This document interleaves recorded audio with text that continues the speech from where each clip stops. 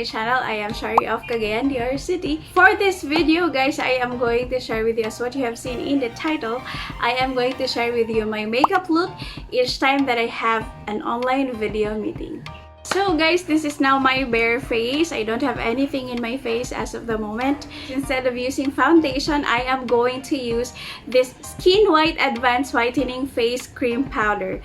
It also functions like your usual face powder, but this one is 3-in-1. It is a whitener, moisturizer, and powder at the same time. What I love about this product, guys, is that I don't have to put any moisturizer on my face. So, kung nagmamadali po kayo dahil magmi-meeting na po kayo or time na for your meeting, you just have to grab this one and then okay na siya. So, we'll just take a small amount, not too much because maputi talaga siya. I usually put the product directly into my face because as you can see, the tip po is just like that. So, you can squeeze it to your face. So, that is my natural brows. It's really thin. So that is how I usually apply the product. So once you start to blend the product, you have to blend it fast so that it would not be like a map on your face. For me, it's kind of white, but this is light beige. So I usually start in my chin, so that is where I get the discoloration, but it's not really visible in the camera. And guys, don't forget to always use your beauty fingers. So, ito po yung dalawang beauty fingers po natin. Medyo magaan siya compared to our pointer finger. Kaya, let's use that one. So, you blend it. See?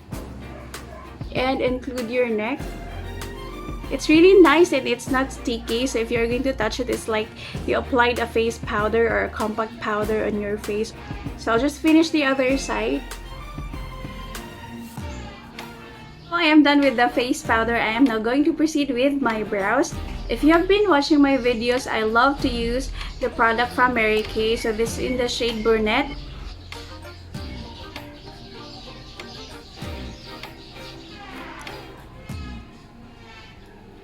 So guys, as you might notice po, hindi po pantay yung aking kilay dyan because of my lighting.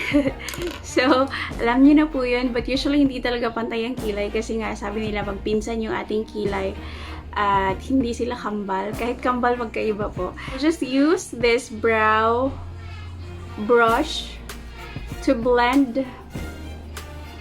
my brows.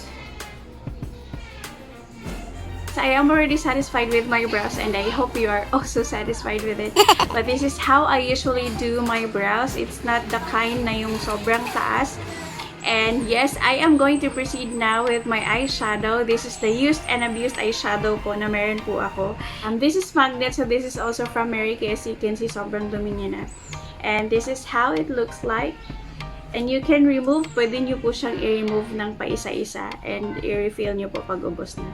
So I usually use this one. It's like an old rose color. So I usually use my finger even though I have brush. Mas mabilis po ako pag gamit ko po yung aking finger. So again, yun. For Zoom meeting, lagi ko pong ginagamit itong eyeshadow na to and one color lang po yung ginagamit ko para mabilis po siya. And I usually blend that with a brush, any kind of brush. For the contour, I use these two colors. So, eyeshadow din po sila but I use them as contour. So, para tumangos yung ilong natin na hindi matangos. So, yes, let's do that. So, usually pinipinch ko po yung brush ko ng ganito. It's brown already because, yeah, brown naman tong ginagamit ko. I usually blow the excess product and nilalagay ko po siya dito. So, ayan. And then, I apply it like that. In Zoom meetings, we need a reflection for our face to look fresh. Yeah, para mag-reflect siya dun sa ring light or sa any lights na gagamitin po natin. So, what I usually do, I use highlighter. So, first, I'm gonna use this one. This is a highlighter and ito yung blush but hindi ko na po ito ginagamit.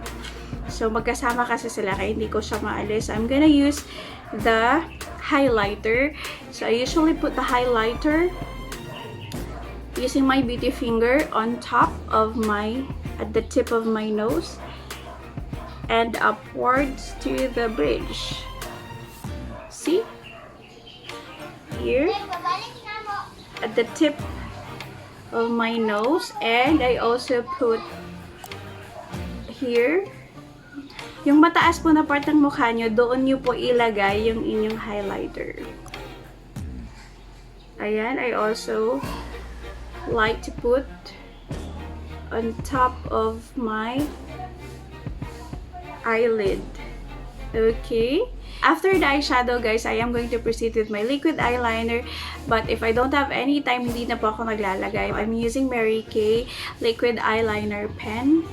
This is like a pen, literally, and I like to use this one because it's very easy. Not the winged eyeliner, but yung simple eyeliner lang.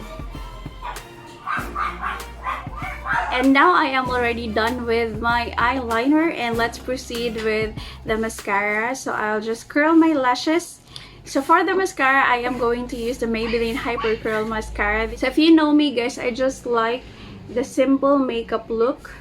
That's why I like Korean makeup, kasi simple lang. But gumagamit po sila ng lashes. So yung sobrang nipis-nipis, manipis na lashes. And so I'll just put my mascara. So the mascara. So kaunti lang din po yung ilalagay ko. So yes, we're almost done. So we will proceed with the blush. So I am going to use this one. It's from Vice Cosmetics.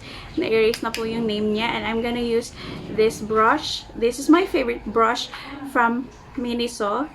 So let's apply that.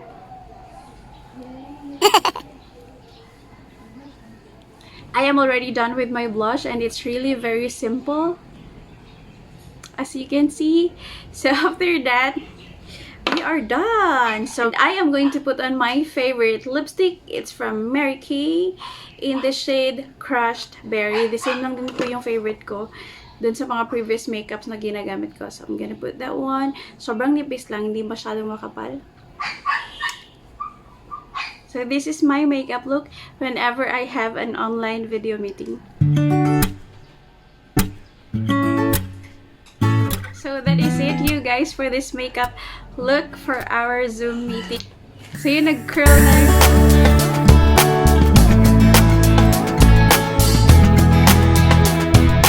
So that is it for this video, guys. If you haven't subscribed, please do click the subscribe button and the bell notification on the side for you to be notified each time I upload a new video. If you like this video, kindly hit the like button. You can also share this one. So thank you so much, everyone. God bless. Bye.